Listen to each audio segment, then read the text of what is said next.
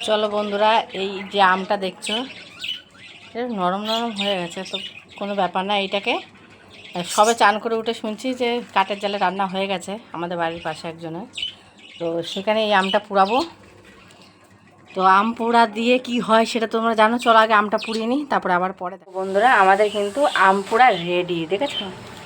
আমি উনান থেকে তুলে নিয়ে চলে এসেছি। চলো এইবার এইটাকে, আর কারা কারা খাবে বন্ধুরা অবশ্যই কিন্তু চলে এসো। আজকে কিন্তু আম পোড়ার শরবত করতে চলেছি। তো চলো এটাকে আগে দেখো। আমাদের আমটা একটু পাকা পাকাই ছিল, তাই জন্য একটু হলুদ হলুদ লাগছে।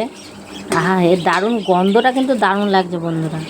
তো চলো আম পোড়ার শরবতটা আগে রেডি করে নিই। এই দেখো বন্ধুরা, পুরো এই দেখো আম পোড়ার শরবত কিন্তু রেডি। তো চলো ওকে টেস্ট করে নিই কেমন হয়েছে। এই গরমের সময় যদি এরকম আম পোড়ার শরবত পাওয়া যায় আর কি দরকার বন্ধুরা। তো ঝটপট চলে আসো এই রকম আম পোড়ার শরবত খেতে।